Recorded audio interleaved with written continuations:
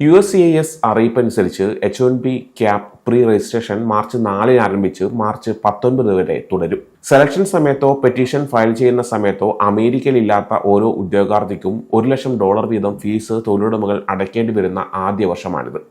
Donald Trump ഭരണകൂടം പ്രഖ്യാപിച്ച ഈ വിസ ഫീസിനെതിരെ കോടതിയിൽ വെല്ലുവിളികൾ ഉണ്ടായെങ്കിലും വിധി വരാത്തതോ സ്റ്റേ ഇല്ലാത്തതോ ആയതിനാൽ ഈ വർഷം കമ്പനികൾക്ക് ഈ തുക നൽകേണ്ടി വരും. മൂർത്തി ലോ ഫേം പുറത്തുവിട്ട ഏറ്റവും പുതിയ പോഡ്കാസ്റ്റിൽ അറ്റോർണി അന്ന സ്റ്റെപ്പനോവ പറയുന്നത് കമ്പനികൾക്ക് ഇനി H1B വിസയെ മാത്രം ആശ്രയിക്കാൻ കഴിയില്ലെന്നും മറ്റ് വഴികൾ തേടേണ്ടി വരുമെന്നാണ്. പുറത്തുനിന്നുള്ള ജീവനക്കാരെ നിയമിക്കാൻ കമ്പനികൾക്ക് L1 വിസ പ്രോഗ്രാമുകളും ഉപയോഗിക്കാം. എന്നാൽ ഇതിന് ചില നിബന്ധനകളുണ്ട്. ഇതിനായി കമ്പനികൾക്ക് പ്രത്യേക പ്ലാനിങ്ങും അടിസ്ഥാന സൗകര്യങ്ങളും ആവശ്യമായി വന്നേക്കാം. ഇതൊരു പക്ഷേ ഈ വർഷം അസാധ്യമായില്ലെങ്കിലും വരും വർഷങ്ങളിൽ $1,00,000 H1B ഫീസ് ഒഴിവാക്കാൻ കമ്പനികൾക്ക് L1 വിസ ഒരു മികച്ച മാർഗമാകും. എന്താണ് L1 വിസ എന്ന് നോക്കാം. മൾട്ടിനാഷണൽ കമ്പനികൾക്ക് തങ്ങളുടെ വിദേശത്തുള്ള ഉയർന്ന തലത്തിലുള്ള മാനേജർമാരെ US മാറ്റാൻ ഉപയോഗിക്കുന്ന നോൺ ഇമിഗ്രന്റ് വിസയാണിത്. L1 വിസകൾ പ്രധാനമായും 2 തരത്തിലുണ്ട്. L1A വിസ മൾട്ടിനാഷണൽ കമ്പനികളിലെ മാനേജർമാർക്കും എക്സിക്യൂട്ടീവുകൾക്കും വേണ്ടിയുള്ളതാണിത്. L1B വിസ പ്രത്യേക അറിവുള്ള ജീവനക്കാർക്ക് വേണ്ടിയുള്ളതാണിത്. എന്നാൽ ഇതിലെ പ്രധാന നിബന്ധന എന്തെന്നാൽ അപേക്ഷകൻ ജോലി ചെയ്തിരുന്ന വിദേശ കമ്പനിയും US കമ്പനിയും തമ്മിൽ ബന്ധമുണ്ടായിരിക്കണം. ഉദാഹരണത്തിന് സബ്സിഡിയറി കമ്പനിയോ അഫിലിയേറ്റോ ആയിരിക്കണം.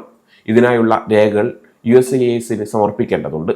നിലവിലെ സാഹചര്യത്തിൽ L1 വിസ ഒരു മികച്ച മാർഗമാണെങ്കിലും ഇത് എല്ലാ പ്രശ്നങ്ങൾക്കുമുള്ള പരിഹാരമല്ലെന്ന് സ്റ്റെപ്പനോവ പറയുന്നു. L1 വിസയിൽ US ശേഷം ജീവനക്കാർക്ക് H1B വിസയിലേക്ക് മാറ്റാനും മറ്റ് നിബന്ധനകൾ പാലിക്കുകയാണെങ്കിൽ ഗ്രീൻ കാർഡിന് അപേക്ഷിക്കാനും സാധിക്കും. H1Bയിൽ നിന്ന് വ്യത്യസ്തമായി L1 വിസയ്ക്ക് ലോട്ടറി സമ്പ്രദായമോ വർഷാവർഷം നിശ്ചയിച്ചിട്ടുള്ള ക്വാട്ടയോ ഇല്ല എന്നതും ശ്രദ്ധേയമാണ്. ചുരുക്കത്തിൽ H1B വിസയുമായി ബന്ധപ്പെട്ട് നിലനിൽക്കുന്ന കടുത്ത വെല്ലുവിളികളും ഭീമമായ വിസ ഫീസും അമേരിക്കൻ തൊഴിൽ വിപണിയിൽ വലിയ മാറ്റങ്ങൾക്ക് വഴിയൊരുക്കുകയാണ്. $1,00,000 എന്ന വലിയ തുക ഫീസായി നൽകേണ്ടി വരുന്നത് കമ്പനികളെ H1Bയിൽ നിന്ന് പിന്നോട്ട് വലിക്കാൻ സാധ്യതയുണ്ട്. ഈ സാഹചര്യത്തിൽ ലോട്ടറി സമ്പ്രദായമില്ലാത്തതും വർഷാവർഷം പ്രത്യേക ക്വാട്ട നിശ്ചയിച്ചിട്ടില്ലാത്തതുമായ L1 വിസകൾ വലിയ കമ്പനികൾക്ക് ഒരു മികച്ച ബദലായി മാറിയേക്കാം. എങ്കിലും കൃത്യമായ നിബന്ധനകൾ പാലിച്ച് മാത്രമേ L1 വിസകൾ സ്വന്തമാക്കാൻ കഴിയൂ. അമേരിക്കൻ കുടിയേറ്റ നിയമങ്ങളിലെ ഇത്തരം മാറ്റങ്ങൾ സൂക്ഷ്മമായി നിരീക്ഷിക്കുന്നത് പ്രവാസികൾക്കും അമേരിക്കൻ സ്വപ്നം കാണുന്നവർക്കും ഒരുപോലെ അനിവാര്യമാണ്. കഴിഞ്ഞ കുറച്ച് മാസങ്ങളായി ഡൊണാൾഡ് ട്രംപിന്റെ 2ാം ഭരണകൂടത്തിന് കീഴിൽ H1B വിസ നിയമങ്ങൾ കടുത്ത നിരീക്ഷണത്തിലാണ്.